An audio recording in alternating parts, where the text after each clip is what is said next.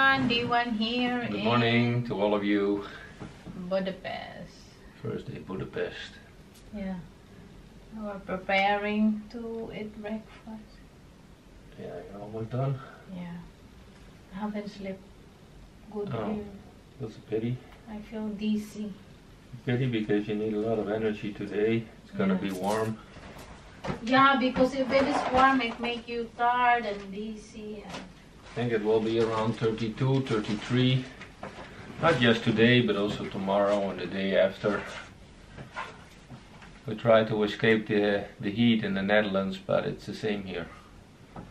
Wow, it's even a bit warmer here. Anyway, we're gonna check out the breakfast. And then afterwards, now we'll just see what to do, right? We're thinking of taking the hop-on, hop-off bus. So you have time to see all the interesting places, and then if you want, you can drop off and spend some time there. Get on the bus when you're done. We'll see if we can do that today or tomorrow. So for now, Yeah. Bread sila dito. Iba-ibang section. Ayoko to. Dito mga croissant. Breakfast nila. Noon din may breakfast din. Dito ako malapit sa coffee. Breakfast. Kunti na yung kinain ko. Okay. Anyway. Wala ako sa mood. Wala ako sa mood. Naman ako no pag may regla. Tapos mairita ako lagi. Madali ako mairita.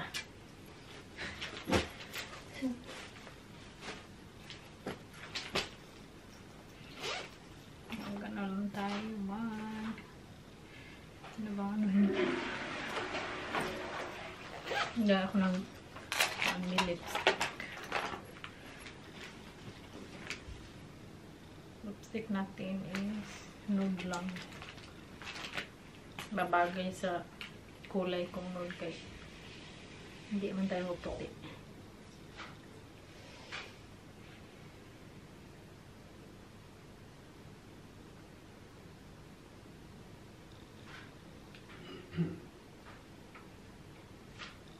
Punta daw kami ngayon sa city center, sabi niya sa akin.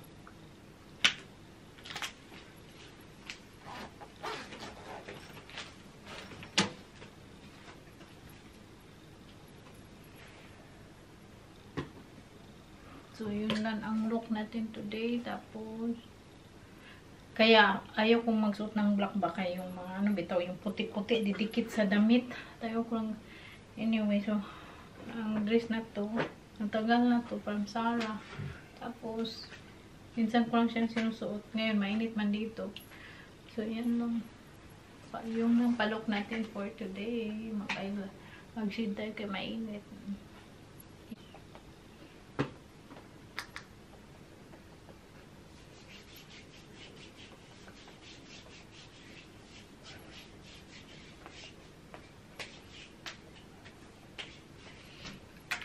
Nangitim yung ano, nauntog ko sa shower. Oh. Okay. So, sa labas ng hotel, ganito. Mga restaurant. Wow, guys, sarap. Pistache. I love this one. Like to try this one. Pistache. Anyway, mainit naman talaga no kay summer. Hotel namin, malapit lang siya sa city center. Budapest. Welcome to Budapest. Pag uwi ko ito sa Netherlands, ngipin na lang yung puti sa akin. Pero sa Pinas, hindi talaga ako naglalakad ng ganito. Ito lang. Pag labas sa bahay, magsasakyan, tapos sa mall. Sa ano lang talaga, sa Europe ka lang maglakad nang walang payong. Ganda no, tingin lang kayo doon. Ang ganda ng tanawin. Saka doon para may shadow ba. Yung mga building nila maano man matataas. Sa Netherlands, wala masyado. Close pa yung mga store. Siguro 1 pa mag-open.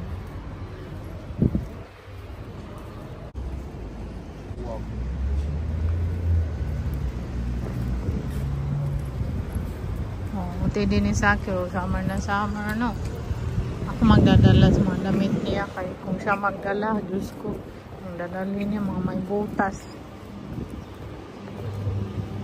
Buti na lang, may mga shadow dito, sobrang init. 32 degrees today. Daming dito, malalakaran. Tapos daming restaurant kasi syempre touristy. Which way? Here? Kain ako yan din. Pero hindi pa siguro ngayon. Hindi pa makabering gutom. Tapos sarap niyan. Mamaya na. So shopping street. Shopping start here. Hotel Mercure. Hindi tayo sa mango. Mura ba yung mango nila dito?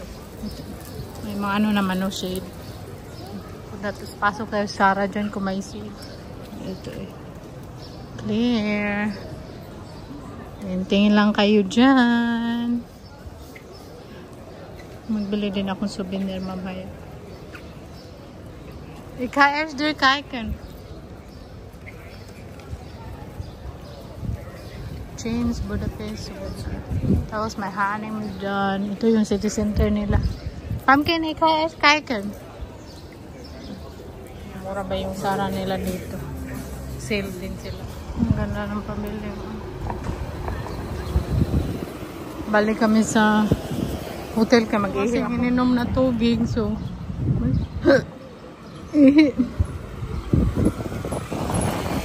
malapit lang naman. Waarheen? Waarheen? Dat kan, this kan. Oké. Maar je moet hier oversteken.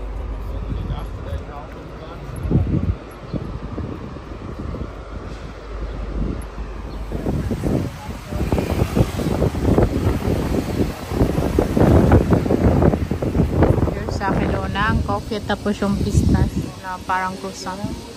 Or try. Malapit lang to sa hotel namin. Nagbalik kami kaya nag-ihi.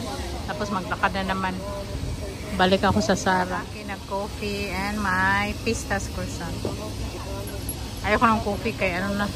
Drink naman ako. Kaya mahilig mas coffee. I will try this one.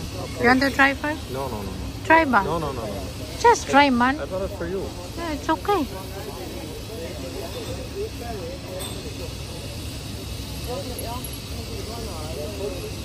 How is it?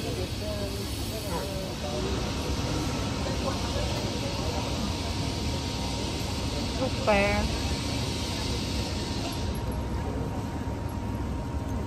It's not sweet. Kinakumain no. Oh, very nice. Yeah, it's not very sweet. Pistache. Kaya na-addict sa pistache.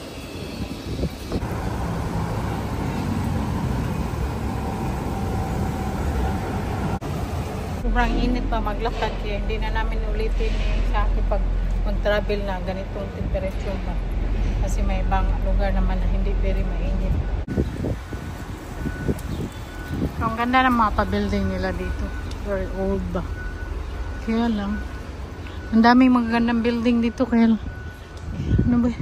Kahilo kasi kakainit. Kakainit ka. Pagod magkakadinit.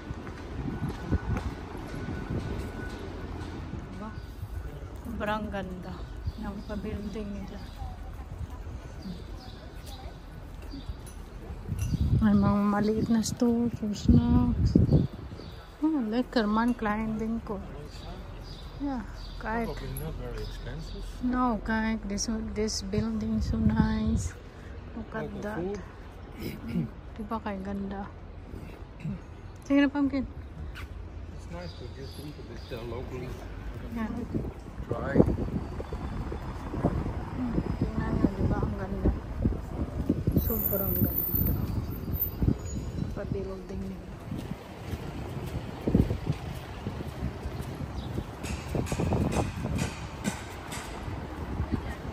Dink is dick. Ay, diba kay ganda? Wow, so nice. nice. Simbahan dyan o kaya lang close.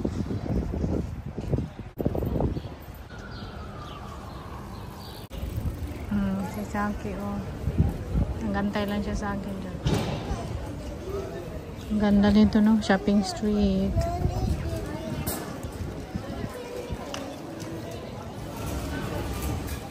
Line nila. Darling there. Hi, kanindot sa pa-building. Grabe yung init to, nagkinaw-kinaw. Oh, this is Is there a payment? Nah, we'll find them in any major city. Yeah.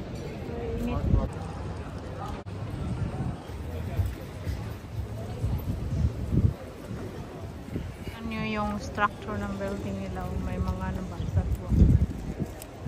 Ang ganda. Look at Pumpkin, the building. Nice, no? Lang yung pinunta namin dito. Haluyan ako ba sa kainit? Gano'n na kami pauwi sa hotel. Or may makita kami. Yeah, that street. Fashion Street. Makaluya ang init. We have no business in Fashion Street. Yeah, I did not do shopping. No, Kai, happy hour. Ano to? Kai. Wow, sarap ice cream. Great. Doon na siguro ako magbili ng doon na isa na. Ang ganda dito. Fashion Street. Very expensive. Brand. Na. Wala tayong pambili dyan. Okay. Hindi nga ako nagbili doon sa ano. Wala akong nagustuhan.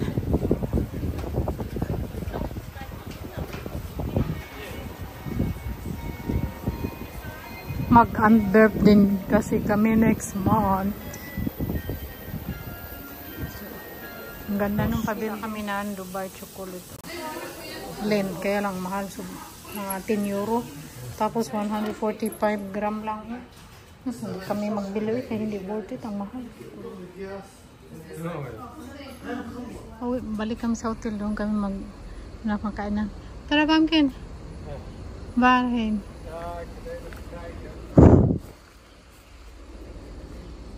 Kain. Ano yan siya? Greek gyros. Tapos kay Saki lang. My darling's favorite. Kain na kami. Pagkain na Zaki sa mga pati. Oh. Natira namin pagkain. Yeah, because you just need to throw it. So it's soon that. Yeah. Better feed them. Then they will have fun.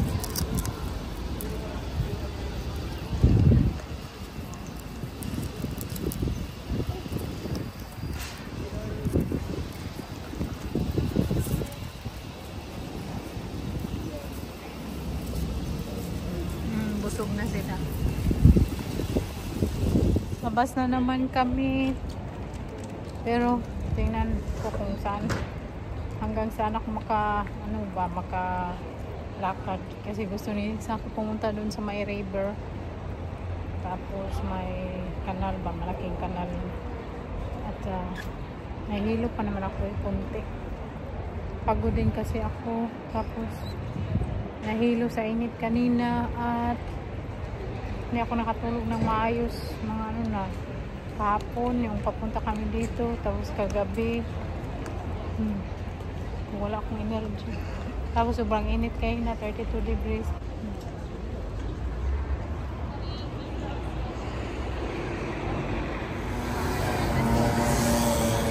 oh may nakapayong dyan oh. Sana nagdala na ako ng payong. I think it tends to be quite on the warm side here. In Budapest around, let's say, June, July, August. Yeah. Tapos, ano ba? Nahihilo ako lagi. Para bang naubos ng energy ko. Mahilig man sana ako maglakad doon. Sa Netherlands kasi yung weather di mas cool ba. Minsan mainit pero hindi gaya dito. Sakit sa ulo. Ang ganda naman dyan o. Ulitin na mag-travel na sobrang sa init ng lugar. Kaya hindi mo ma-enjoy ba magtingin-tingin, maglakad kaya yung init sobrang sakit. Yung ano ko ng Kahit maitim ako, namula. Imbes na maitim ako, namumula yung balat ko. Kaya naglagay ako ng SPF kanina. Tapos ang sakit. Diba, ang ganda?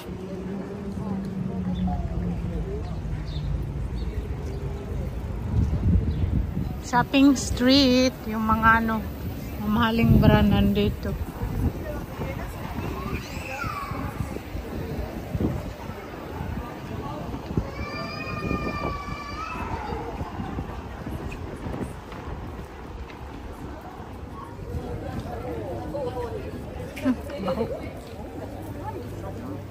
Try ko yung Dubai, ano, yung may strawberry. Oh, yan. Yan, try ko yan. So, try natin yung Dubai chocolate. Well, because you're my darling, you always need to try first, oh. That one is, how much is that? 12 euro. 12 euro, anyway. It's good or not good? Very sweet or not too sweet? Tell me the truth. The truth hurts, but tell me the truth. Because it's very expensive. Hindi makapasalita si Saki. So, kami dito ka nagkain pa si Saki siya, nag-ubos.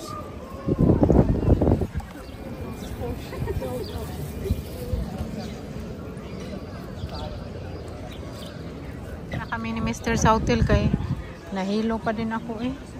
May vertigo din kasi ako. Sobrang init. Ay, uwi na kami. Yan. Malapit na to sa hotel namin. Thank you so much for watching, everyone. I'm so tired, no? I'm so tired. Tired, yeah. Yeah. Okay. Thank you. Bye. Love you all.